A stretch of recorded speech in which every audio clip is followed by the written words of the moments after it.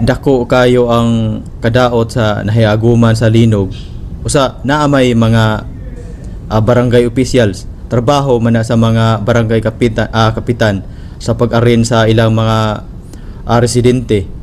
sa pag-arrange kung kasa nila ibutang ang ilang evacuation center na may mayor na yung mga purok leader kanang mga konsyal kada purok nag-angkon man na sila o kanang area unya nganong ipasangil man sa gobernador. So mayong buntag kanatong tanan o welcome back sa atong channel ug daghan kayong salamat mga par sa inyong pagsuporta ug sa ako ang mga viewers nga wala pa naka-subscribe palihog ko og subscribe mga par kay para ma-update mo sa atong mga i-upload nga mga video reaction. So karon mga par ato ning hatagan og reaction kining pag-react ni board member Tining Martinez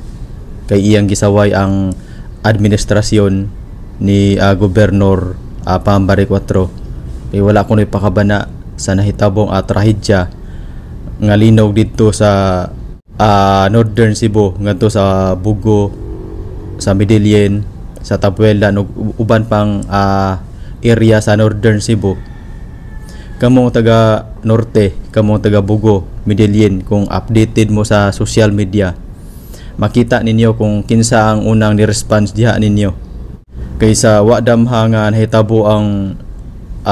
linog nga 6.9 walay tulog ang atong gobernador para susihon diha ug unsay kahimtang ug sayod yun mo diha nga taga Norte nga gi anha gyud mo dayon ni Gobernador Pambari 4 iyang gisaway nga wala kuno magpakabana wala kuno gi hanay ni sa Kapitolyo ang mga tao nga apektado sa maong linog. Unya nganong si Gobernador Pambari 4 man ang pasanginlan ni board member Tining Martinez nga walay pakabana si Pambari 4. Si Pambari 4 way tog kay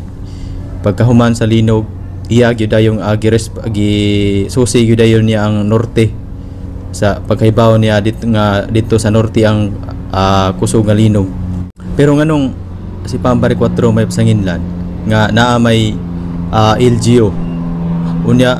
ang igsoon na ba aning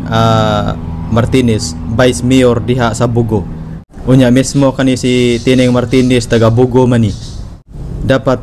siya gani ang unang mo response diha sa Bugo kay siya mismo taga Bugo. Usa pa sad dako kayo ang kadaot sa nahiaguman sa linog usa naa may mga barangay officials trabaho man na sa mga barangay kapitan sa pag-arrange sa ilang mga residente sa pag-arrange kung kasa nila ibutang ang ilang evacuation center na may mayor na yung mga purok leader kanang mga konsyal kada purok nag-angkon man na sila o kanang area unya nganong ipasangil man sa gobernador nga dili man na mahakop ni Pambari 4 kun siya mismo ang mangunay siya mismo ang molihok gyud naa may LGU diha nay mga barangay officials mga barangay konsyal usa pa sad si Pambari 4 may unang ni response ngadto unya kani si board member Tining Martinez wahay na ni gawas karon lang ni siya nga ni gawas bisan pa man sa mga trahedya nga nahiaguman diha sa norte pero ang pagpamulitika lang gihapon mo ni pasulabi unta ipadapli ng pagpamulitika kay tabanguno ng mga kababayan nato diha sa norte nga bahin nganong ipamaagi pa man yun og ng pamulitika nganong dili naman gyud mo tabang o sa pasad awahay kayong nigawa si board member Martinez o sa pasad si Martinez ikaw mismo taga Bugo ka wala ka na ka anang kuan gani dayon diha inya imong ipasangil ni Pambari 4 imong ipasangil sa Kapitolyo nga wala magpakabana kung ikaw kung updated ka sa social media kibaw ka board member nga si Pambari 4 nang ni-response yun na diha dayon daghan ang nagduda nga gidiktaran ka ni sa imong amo nga si